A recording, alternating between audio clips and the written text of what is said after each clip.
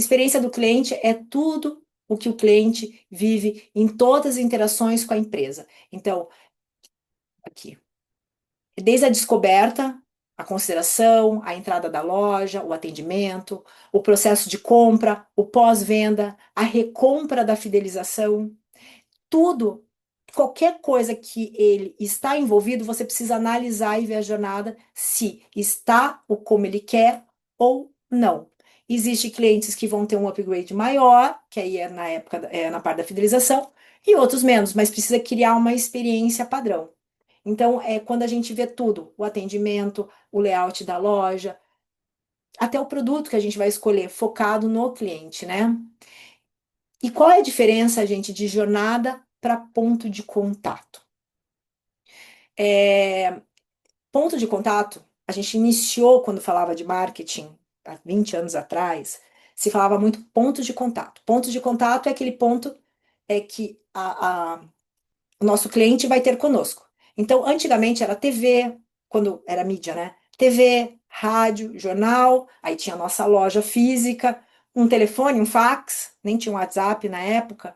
Então, quando a gente juntava o vendedor externo, os pontos de contato do meu cliente comigo, não tinha site, não tinha nada. Então, era fácil administrar. Mas, por outro lado, a TV era caro para a gente estar.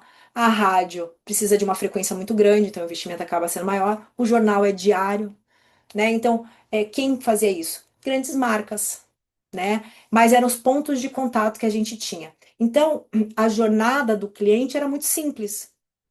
A propaganda, que não era ativa, era só receptiva, existia. Aí tinha a loja, que eu vendia o produto, ele comprava e ele usava. Simples assim, né? Acho que foi por muito tempo isso. Quem é de muito tempo sabe que é isso. A Lia Tere, que é da Princesa, que trabalha com cliente A, era mais fácil de vender, né? E hoje, já não. Hoje tem a rede social, tem o site, tem o WhatsApp, tem muita coisa, tem muito mais rádios, muito mais TVs, muito mais tudo. E isso cria um desafio para nós, tá? Ao mesmo tempo que deixa a gente no mesmo padrão de uma Coca-Cola, porque a mesma rede social que ela tem, eu tenho. Ah, mas ela tem mais tráfego. Mas assim, falando de modo geral, hoje é a mesma proporção, né? Assim, eu tenho as mesmas condições. TV eu não tinha. Para brigar, eu também preciso levar em consideração que todos os pontos de contatos é minha. Eu não sou só loja. Eu sou todos esses pontos de contato, sou eu como loja. É, então, o que que acontece nessa parte? Vou dar um exemplo de uma marca que eu comprei, acho que tá até um pouquinho mais para frente, mas eu vou antecipar ela, da North Face. Eu comprei no Dia dos Namorados uma camisa pro Laci, de flanela que ele queria. Comprei pelo site. Quando chegou aqui, eu dei para ele, tava um número menor.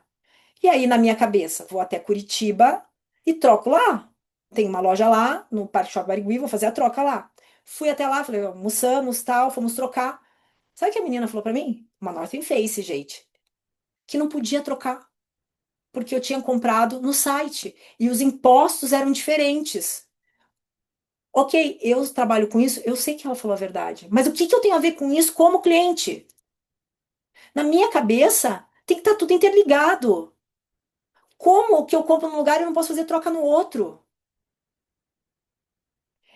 Como ele não sabe que eu comprei? E ainda eu tentei ligar duas, três vezes, a loja que teve que intermediar. E sabe qual foi a desculpa que deram? Que uma pessoa pediu demissão, bem na época do Dia dos Namorados, ainda, ó, eu esqueci de Norton fez, que a gente não acredita, né? E aí acumulou a quantidade de pedidos e eles não conseguiam dar conta. E o que que eu tenho a ver com isso? Eu como consumidora. Então, é isso que o nosso cliente pensa, é assim que a gente pensa. Então, todos os pontos de contato precisam ser mapeados o tempo todo. O WhatsApp a gente acha que é brincadeira às vezes, porque não está ligado numa base de CRM, para a gente ver o que a pessoa está conversando, para que outra pessoa interaja, que a gente veja os padrões feitos num lugar que é tão importante de superaquisição que a gente vai falar. Hoje, aquela jornada que era reta, agora é assim, ó. E a gente ainda não entende. Então, inicia com tráfego. Eu lá em casa surgiu um problema, é assim que começa a jornada, né? Eu tenho o tráfego, começa aqui, deixa eu pegar aqui. Começa eu aqui com um probleminha, aí eu sou impactada porque o nosso celular ouve a gente. Eu vou no teu site, se não tiver site, piorou ainda. Aí eu vejo um evento, um patrocínio que vocês que apareceu ali ou me convidaram e eu tô com aquele problema que talvez eu queira resolver. Eu quero viajar para Las Vegas e aí a agência de turismo colocou ali uma propaganda, tal. A gente vai indo.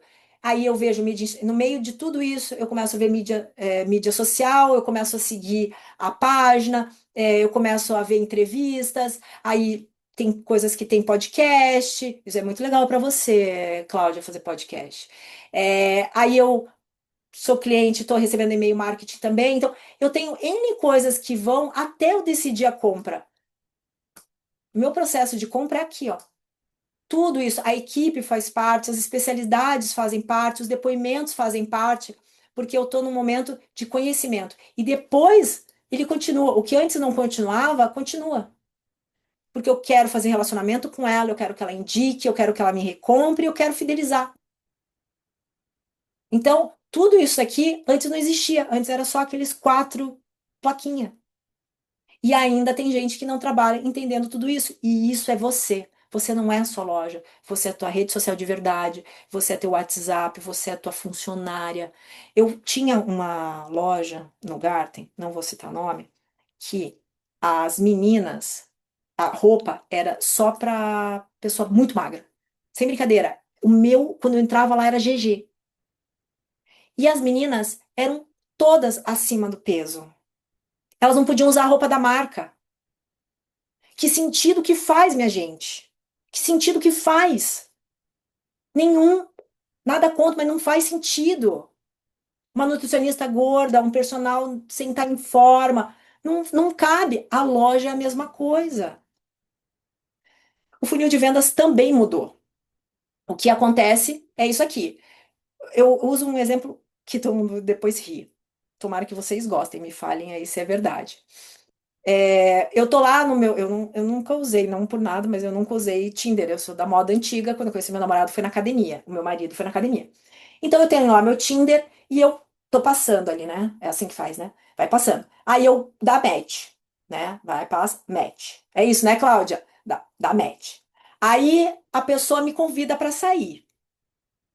Aí eu vou conhecer, assim, né? É, a pessoa me convida para sair, a gente vai num barzinho. Quando eu chego lá, ele não tá me esperando. Ele já tá com o casamento todo pronto, gente. Ele tá no altar, ele já tá com um padre, e eu falo: "O que que é isso?" Ele: "A gente vai casar." Eu: "Como assim, se eu nem te conheço?" É isso que acontece hoje no funil de venda, seja físico ou seja no tráfego pago, gente. Por isso que não funciona. Você quer vender para quem não te conhece. E não adianta, em todo o processo você precisa criar o conhecimento que ele teve o primeiro impacto contigo. Principalmente em rede social, que a gente tá toda hora querendo trabalhar, Instagram. Depois começa o interesse, começa a ver uma coisa ou outra, o time de vendas também começa a aquecer. Depois começa a criar um desejo por mim. E depois que eu decido. Esse processo demora. E tem gente que tá aqui, tem gente que tá aqui, tem gente que tá aqui. Por isso que quando a gente faz o funil de vendas, a gente tem que entender que tem esses três públicos. E aí, a minha rede social tem que estar planejada para eu fazer um conteúdo que chame bastante gente e a pessoa entre. Por isso aqueles engraçados e mais leves, para chegar em mais gente e a pessoa clicar. Quando eu começo a gerar um pouco de conteúdo para que ela se interesse. E depois, o terceiro, eu começo a ter depoimentos, prova social e tudo mais para eu criar o desejo. E aí que ela vem para mim e decide. Então, imagine um relacionamento. É assim, eu preciso conhecer primeiro. A minha marca eu também preciso, a minha loja eu preciso conhecer. Eu preciso ter confiança no vendedor que está me vendendo, porque não é mais vendedor, tem que ser consultor, né? Tem que ser consultor de moda, tem que ser um consultor de turismo. Eu preciso. A pior coisa é eu ir para Las Vegas, pedir ajuda ou pedir uma ajuda para fazer um guia e a pessoa não poder me ajudar. Que frustração, então, para que, né? Então, é nisso que a gente pode ser diferente. Depois disso, eu quero que ele recompre, até porque é muito mais barato esse processo do que esse, e muito mais vantajoso. Então, hoje se fala em comunidade. Então, eu preciso criar coisas, não por achar, mas projetos específicos para fazer essa retenção. A jornada do cliente pós precisa valer para que o lifetime value, quer dizer, quanto mais tempo ele ficar comprando de mim, mais barato ele foi na aquisição. ou seja, num evento ou numa rede social. Por isso é importante sempre a gente mensurar. No projeto, às vezes a gente só mensura por faturamento, mas tem coisas que valem mais, ou tem momentos que mais. Vocês vão ver na experiência das marcas que são isso, e vocês aprendem comigo. E ciclo de compra. Depois vem o relacionamento, que é a curva ABC, quando eu separo os meus tipos de clientes por interesse, ou por faturamento, ou por N outro, porque esses aqui indicam mais, esses porque compram mais, para poder ofertar o que eles querem. E aí sim que tem a conversão. Então é muito trabalho hoje em dia para a gente vender. E dizem que hoje não, o funil de vendas não é mais assim, é assim. Foi o que eu falei. Comprei no site, eu fui na loja, queria vender, mas às vezes eu fiz o pós no Instagram, eu acho que eu até fiz no Instagram, no inbox no Instagram, e assim vai indo. Então não é mais linear. Toda hora isso aqui tá. Cada um começa de um jeito. A geração Z, por exemplo, ela vai no ponto de venda e compra na internet. Claro que essa nova, esse híbrido entre tecnologia, internet, começa na internet, termina na loja física, o físico, isso é um padrão que vai continuar. Mas a geração Z, por exemplo, ela sai da loja e depois compra os malditinhos, compram online. Então, o que a loja física vai fazer para essa geração que está comprando? E aí vem a multicanalidade. Qual a diferença de multicanal, gente, para omnichannel, que a NRF falou, e que na experiência do cliente é muito importante?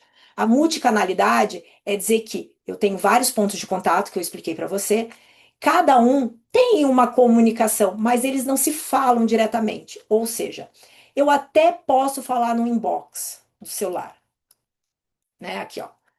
Mas quando eu chego na loja física, ela não sabe nada sobre mim, porque esse sistema não fala com esse. Meu WhatsApp não fala com a minha loja, ou seja, quando alguém chega, fala assim: "Ah, então eu tô dando uma passadinha aí para ver". Aí a pessoa chega: "Pois não. Ah, não, eu falei com tal pessoa". Essa é a questão. Então, aqui não. Aqui é um sistema só, por isso IA, por isso um sistema inteligente que faz essa abordagem. Então, o cliente, a informação do cliente está aqui, independente da onde ele está ou da onde ele parou no processo, eu sei. Então, eu tô pedindo uma blusa, tá? E aí, com isso, eu vou num outro canal, ele sabe que eu parei naquela blusa, quando eu tenho um sistema inteligente. E aí parece natural, só que não é natural, porque tem um sistema todo de back-office, que quando a gente faz a jornada, quando a gente se aprofunda mais, a gente chama de blueprint. É o que a gente vê por trás do de trás, tá? Que a gente não vai falar hoje, mas eu pego a minha jornada e eu decupo ela para entender o que tem atrás do vendedor, o que tem atrás de cada ação para entender se está funcionando, se o sistema está funcionando, se o meio de comunicação está funcionando. Então é mais abrangente, só para vocês entenderem. Antes vocês vendiam produto, o varejo vendia produto. Agora, infelizmente, é mais complexo. Cria experiência, integra canais, fortalece marca e gera relacionamento. Se você não fizer isso, você está fora do jogo de verdade.